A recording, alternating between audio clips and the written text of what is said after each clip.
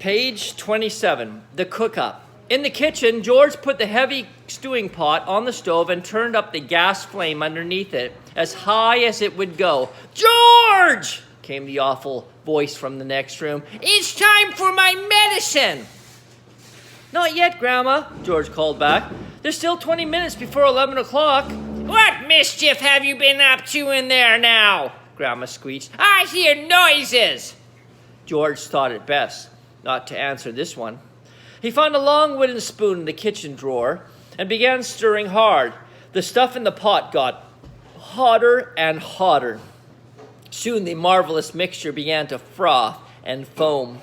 A rich blue smoke, the color of peacocks, rose from the surface of the liquid, and fiery, fearsome smell filled the kitchen. It made George choke and splutter.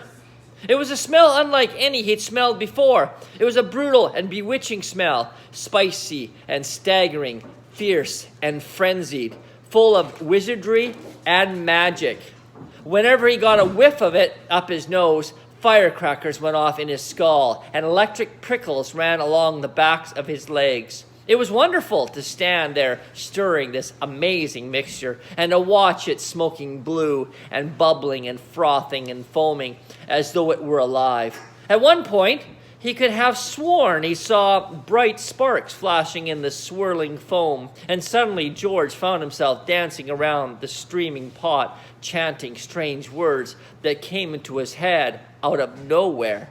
Fiery broth and witch's brew, foamy froth and riches blue, fume and spume and spoon drift spray, fizzle swizzle about hooray, watch it sloshing, swashing, sploshing, hear it hissing, squishing, spishing. Grandma better start to pray. Page 29, brown paint. George turned off the heat under the stewing pot. He must have left plenty of time for it to cool down. When all the steam and froth had gone away, he peered into the giant pot to see what color the great medicine now was. It was a deep, brilliant blue.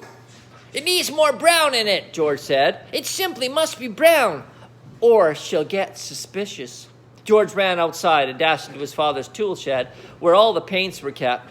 There were rows of cans on the shelf, all colors: black, green, red, pink, white, and brown. He reached for the can of brown. The label said simply, "Dark brown gloss paint, 1 quart." He took a screwdriver and pressed off the lid. The can was 3/4 full. He rushed it back to the kitchen. He poured the whole lot into the pot. The pot was now full to the brim. Very gently, George stirred the paint into the mixture with the long wooden spoon. Aha! It was all turning brown. A lovely, rich, creamy brown. "Where's my medicine of mine, boy?" came the voice from the living room. "You're forgetting me. You're doing it on purpose. I shall tell your mother." "I'm not forgetting you, Grandma," George called back. "I'm thinking of you all the time. But there's still 10 minutes to go." "You're a nasty little maggot," the voice screeched back. "You're a lazy and disobedient little worm, and you're growing too fast." George fetched the bottle of Grandma's real medicine from the sideboard. He took out the cork and tipped it all down the sink. He then filled the bottle with his own magic mixture by dipping a small jug into the pot, and using it as a pourer, he replaced the cork. Had it cooled down enough? Not quite. He held the bottle under the cold tap for a couple of minutes. The label came off in the water, but that didn't matter. He dried the bottle with a dishcloth. All was now ready. This was it. The great moment had arrived. "Medicine time, Grandma," he called out. "I should hope so, too," called the grumpy reply. The silver tablespoon in which the medicine was always given lay ready on the kitchen sideboard.